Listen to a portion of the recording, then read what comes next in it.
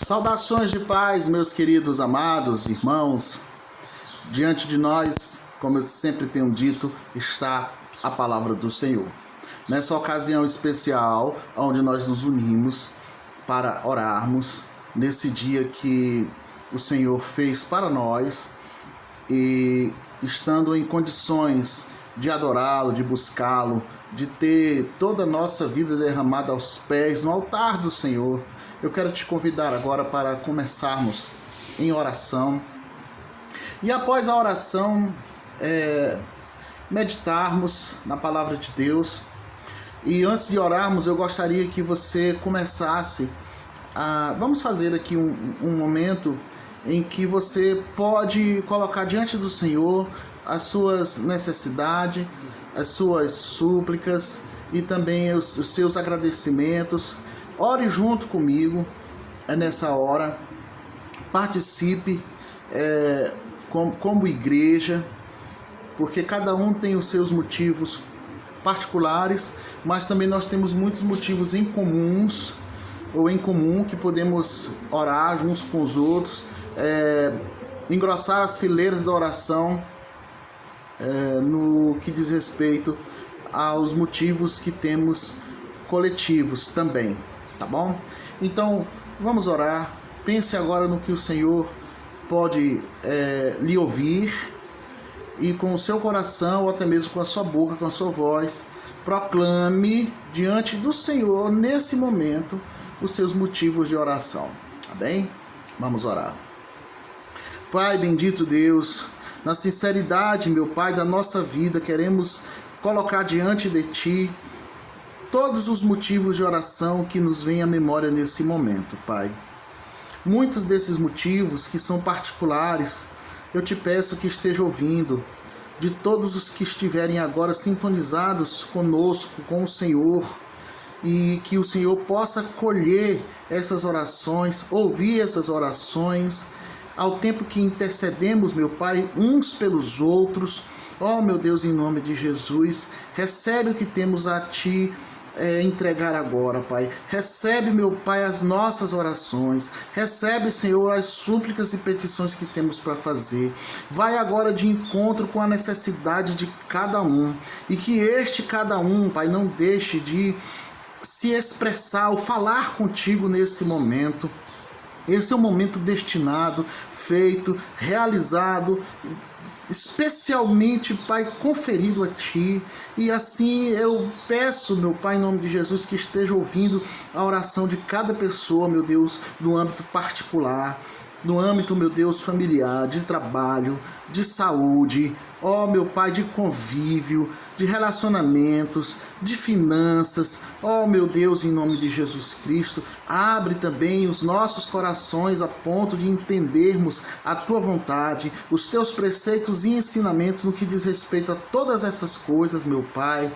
Ó Senhor grandioso Deus, ouve-nos, mas também nos capacita a viver cada vez mais, fazendo e buscando a Tua vontade, e que esta oração, meu Pai, que seja unida agora com muitas outras tantas, chegando até Ti, chegando até o Senhor, possa ser ouvida, possa ser respondida, e que também, meu Deus, nós venhamos a reagir àquilo que o Senhor colocar diante de nós como verdade, como vivência ou experiência, meu Pai, em nome de Jesus.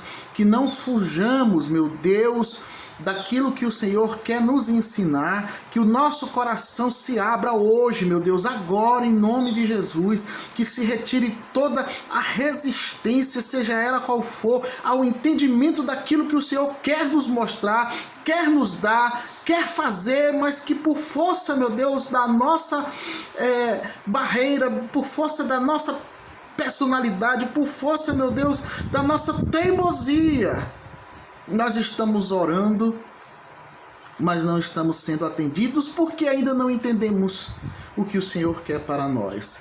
Que o teu querer, meu Pai, esteja acima do nosso e sabemos que isso é a verdade, mas que entendamos, Pai. Que entendamos que o Senhor cuida de nós. Então, quebra os corações, Pai. Senhor, refaz de novo, faz outra vez, meu Deus. Leva-nos até o oleiro, lá embaixo, para que possamos ser refeitos, meu Deus, em nome de Jesus.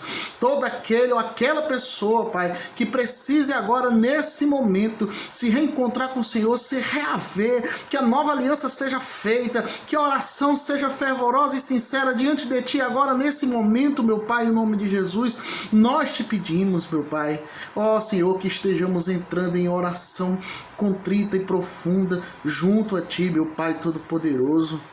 E assim, meu Deus, nos encontremos contigo, nos encontremos, meu Deus, com o Senhor, totalmente despedidos, meu Pai, de outros conceitos ou pensamentos próprios, ou, meu Deus, conceitos também que foram colocados de outros pensamentos, de outras pessoas, de outras linhas, de outras metodologias, de outras didáticas, ou mesmo de outras ideologias. Senhor, tira tudo isso da nossa vida e que seja apenas o Senhor atuando, influenciando o nosso viver através do Teu Espírito Santo. Eu te peço agora, em nome de Jesus, elimina toda e qualquer outra influência, Pai, seja ela política, seja ela, meu Deus, sociocultural, socioeconômica, seja qual for, meu Pai, tira toda qualquer revolta, ou qualquer, meu Deus, sentimento de raiva, ou de rancor, ou de qualquer sentimento, meu Pai,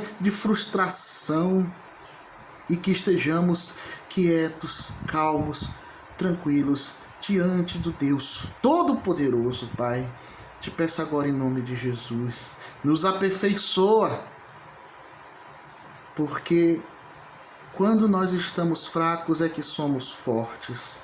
Em nome de Jesus, Pai, te peço por todos os que estão necessitando de um amparo, de um acompanhamento, meu Pai, de saúde, que o Senhor possa estar também confortando os corações daqueles que por algum motivo estão tristes.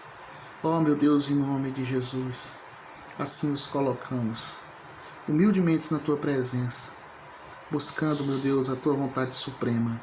Amém. Em nome de Jesus. Amém. Amém. Você que acompanhou essa oração, pode também continuar nos acompanhando no texto que nós vamos estudar agora. Lembrando que continue fazendo seus momentos de oração, buscando o Senhor, está colocando-se à disposição também do reino de Deus, para que não estejamos sendo como aqueles que apenas pedem e querem receber, mas dos que também trabalham, atuam, concordam e de uma maneira pacificadora procuram, às vezes até mesmo, sofrer algumas consequências que não são geradas por nós, mas que são das circunstâncias. Que o nosso coração esteja cheio de paz e sabendo que todas as coisas cooperam para o bem daqueles que amam a Deus, tá bom? Muito bem. Nosso texto curto hoje é uma introdução do livro de Lucas, um prefácio, onde a leitura se dá aqui de Lucas capítulo 1, dos versículos de 1 a 4.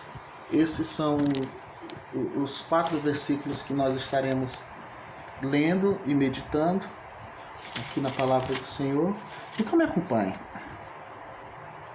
Diz assim, deixa eu posicionar a minha Bíblia. Tendo muitos aprendido uma narração dos fatos que entre nós se cumpriram, segundo nos transmitiram os que desde o princípio foram deles testemunhas oculares e ministros da palavra, pareceu-me também conveniente descrevê-los a ti, ó excelente Teófilo, por sua ordem, havendo-me informado minuciosamente de tudo desde o princípio, para que tenhais plena certeza das coisas que fostes ensinados. Estudando esse texto, e é claro que a gente já tinha se deparado com ele outras vezes, e outras tantas vezes, chegamos aqui ao autor Lucas, que no caso fez uma pesquisa intensa sobre a vida de Jesus, procurando relacionar todos os fatos possíveis, as pessoas, as testemunhas oculares. Esses termos que eu estou usando aqui são termos que estão dentro do texto. Ele mesmo se coloca como um pesquisador, como alguém que procurou saber de uma maneira muito cautelosa e fidedigna para que pudesse ser passado adiante, e isso chega até nós. Chega-se até nós, isso sim, e somos muito gratos pelo que o Senhor pode fazer na vida das pessoas. E isso me levou, meus irmãos, a uma reflexão do quanto nós somos diferentes, e ao tempo que somos diferentes, somos úteis, cada um dentro da sua área. Eu confesso que eu fico até um pouco, não é frustrado, um pouco triste com a falta do entendimento do que cada um pode dar de acordo com aquilo que Deus lhe proporcionou como missão, como tarefa, dentro das características diferentes que cada um tem. Um pé de jaca não vai dar goiaba, e o pé de goiaba, se desse jaca, não teria estrutura para segurar um fruto daquele tamanho, talvez. Nas galhas, pelo menos, não. Ou um pé de mamão segurar um pé de jaca, não segura uma jaca, porque é muito pesado. E Lucas, ele não escreve como João, por exemplo. Ele procura saber de quem sabia, ele procura saber de quem viu a Jesus, ele procura saber daqueles que conviveram com ele, mas que talvez não tivesse a mesma capacidade de registrar. E o que é demonstrado aqui em Lucas é uma capacidade que nem todos têm. E quando ele começa a dizer, tendo muitos, no versículo 1, tendo muitos empreendido uma narração dos fatos que entre nós se cumpriram, ou seja, ele está dizendo que muitos outros fizeram suas narrativas. Tanto é que nós temos 4 evangelhos, e depois desses 4 evangélicos existem muitos outros relatos, mas Lucas queria ter a sua versão baseada naquilo, ou naquelas experiências que pudessem ser colhidas dos que conviveram com Jesus. E assim ele começa a fazer um cruzamento de informações para que a sua descrição fosse fidedigna. E o seu objetivo era registrar informações sólidas a respeito de Cristo. E eu acabo vendo de como ele foi levado pela necessidade técnica da redação. E lendo aqui, nós encontramos tudo pronto. Para Lucas foi muito trabalho. Você pode imaginar o quanto Lucas trabalhou para organizar essas informações e colocá-la à disposição dos leitores? O trabalho da busca do conhecimento dos fatos, da realidade. Então, Lucas, não tendo sido ali uma testemunha ocular da vida de Jesus, fez com que ele juntasse em seu evangelho as várias narrativas possíveis. Então, quem eram essas testemunhas oculares? Eu não digo quem era no que diz respeito a nome, fulano, cicrano, beltrano, não. São quem era no que diz respeito às suas características, missão ou função. O versículo 2 fala assim: segundo nos transmitiram os que desde o princípio foram deles testemunhas oculares e ministros da palavra. Então, eles eram curiosos? Não. Aventureiros? Também não. Eram o quê? pessoas públicas que registravam alguma coisa. Não. Eles eram ministros da palavra. Veja que essas testemunhas oculares que transmitiram essas informações são diferentes daqueles, ou daquele, no caso Lucas, que registrou as informações ocorridas. O que eu posso dizer é que aqueles que conviveram com Jesus tiveram essa vivência complementada através de um registro que se dá no Novo Testamento, de uma maneira que o Senhor usou tanto uma parte quanto a outra parte.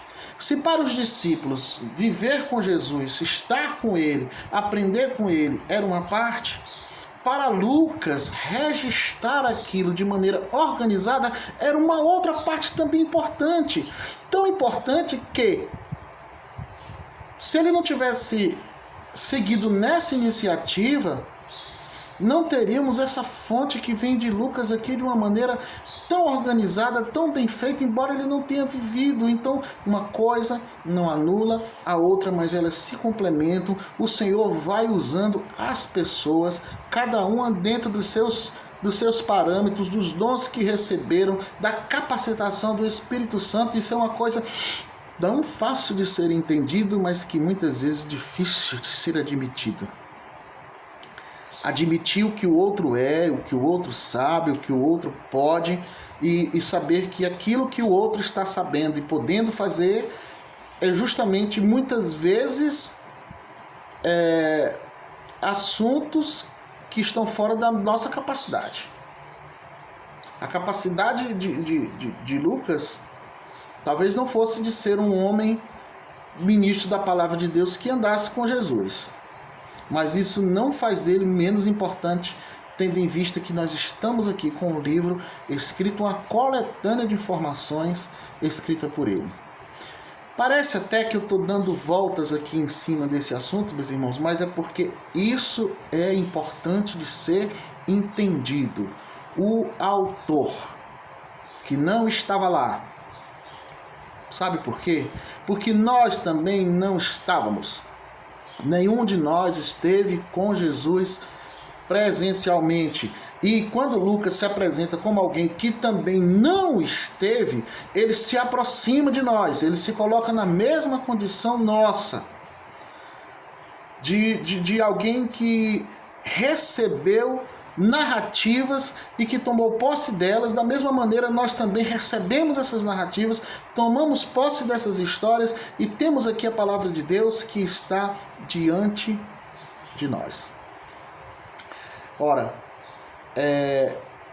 se essas testemunhas eram nomeadas por Deus para falar de Jesus, e essa é uma palavra muito forte porque diz respeito ao testemunho, que na verdade eles deram testemunho para Lucas, testemunho de outros que se unem no que diz respeito ao que é a igreja, porque a igreja ela se estabelece justamente no testemunho das pessoas, na comparação do que era o passado, do que as pessoas eram e do que elas são hoje, de como elas viviam e como elas vivem. E nada melhor, meus irmãos, do que entender que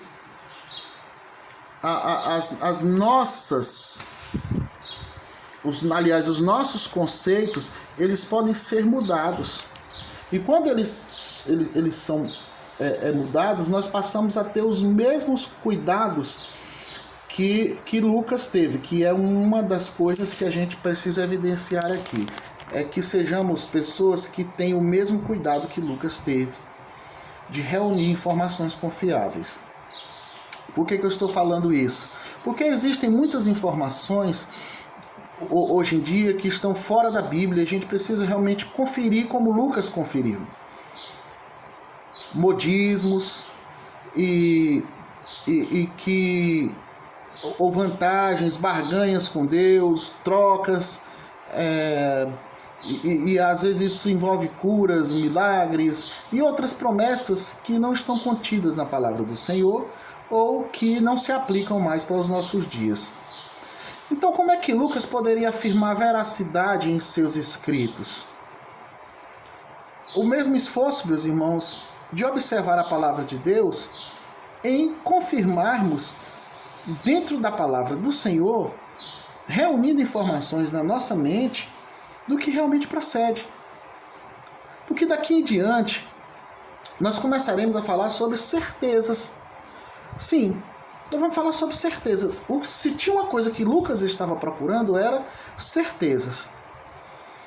E se tem uma coisa que nós também devemos procurar na nossa vida cristã, no que diz respeito ao que vamos acreditar, é examinar as Escrituras para que tenhamos também certezas.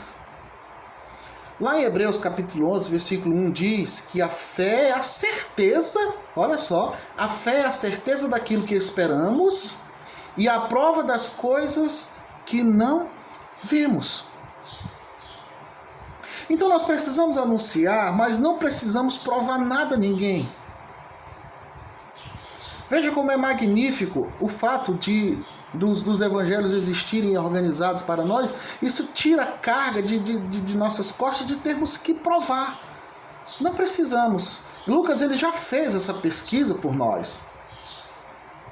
Cabe confiarmos ou não confiarmos.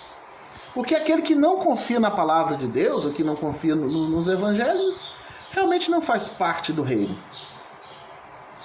Porque a nossa fé não se baseia em um sentimento religioso, ou experiências isoladas, ou em coisas que eu ouvi dizer, ou que eu ouvi falar, e definitivamente eu posso dizer aqui que o evangelho, ele não se baseia em eu ouvi dizer, eu ouvi falar, eu acho que foi dessa forma, alguém um dia disse que poderia ter sido dessa maneira. Não. E aí, mais uma vez, eu falo e enfatizo a grande importância de Lucas em ter sido criterioso, minucioso, paciente, coisas que nem todas as pessoas têm como qualidade.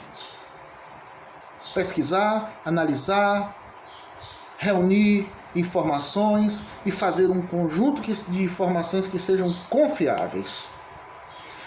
Isso vale para a nossa vida em outras instâncias ou situações? É claro que vale. Então, se o Senhor te fez alguém que busca ter certeza das coisas e que mesmo a busca dessa certeza demore mais um pouco, com certeza você também está em busca da qualidade das suas informações. Por isso que é importante o conhecimento da palavra de Deus, para que tenhamos propriedade naquilo que falamos.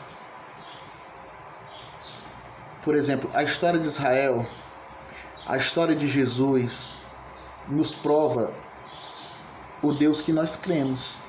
Está lá, está registrado na história.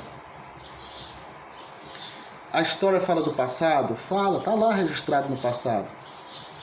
Deus está lá no passado. Ninguém pode apagar isso. Mas quanto ao presente e quanto ao futuro? Nós cremos na vida eterna com Deus? Quantos não acreditam? Ora, aí eu volto para Hebreus 11:1, que a fé é a certeza daquilo que esperamos e a prova das coisas que não vemos. Nós não vemos o futuro. Por isso que a fé se concentra justamente no fato de termos certeza daquilo que não vemos. E como ter certeza, né? A fé é a certeza. Não confiar em Deus é confiar no acaso. Isso é um outro ponto que a gente precisa ver de uma maneira muito direta. Quem não confia em Deus, confia no acaso. Confia no quem sabe. E não existe fonte mais segura que nos foi revelada do que a palavra do Senhor. Meus irmãos, nós estamos nessa meditação doutrinária, e as aplicações que nós estamos oferecendo aqui, meus irmãos, elas são no quesito da nossa busca do entendimento da palavra de Deus. A palavra de hoje, ela é de orientação, tá certo? ela é uma palavra de orientação para o nosso desenvolvimento espiritual através do conhecimento da palavra de Deus, tomando por base o esforço que Lucas teve de pesquisar através dos discípulos de Jesus a veracidade daquilo que aconteceu, e esse esforço se evidencia aqui dentro desse evangelho, e é o mesmo esforço que nós tomamos posse para que também sejamos pesquisadores, buscadores de verdades, para que as nossas certezas que nós já temos por meio da fé também se estabeleçam como certezas por meio do nosso conhecimento. Então, eu posso resumir que o objetivo dessa reflexão, meus irmãos, é fazer um chamado para que sejamos pesquisadores da palavra de Deus. Para que também não apenas tenhamos certezas, mas que sejamos instrutores, pessoas que instruem a verdade, que tenham conhecimento da causa. Aí eu fecho aqui com o versículo 4, que vem a fundamentar totalmente o que eu estou falando aqui, quando ele diz: para que tenhais plena certeza das coisas em que fostes ensinados. Estamos diante desses dois conceitos: ter certeza das coisas que nos são ensinadas. Por isso, meus queridos e amados, não somos testemunhas oculares, mas podemos testemunhar daquilo que temos recebido da palavra de Deus através da nossa vida. Nós podemos testemunhar através do que a palavra de Deus fala em relação com a palavra de Deus que vivemos. E esses dois pontos se unem, e nessa união nós temos Cristo em nossa vida, em nome de Jesus. Vamos orar. Ó, meu Pai poderoso Deus, obrigado por essa hora, por esse momento tão prazeroso. Senhor, abre a nossa vida, abre o nosso entendimento, para que inculquemos a Tua palavra. Que tenhamos, meu Deus, o mesmo esforço, dedicação e empenho que Lucas teve em busca da verdade, Pai. Porque, conhecendo a verdade nos libertará. Em nome de Jesus.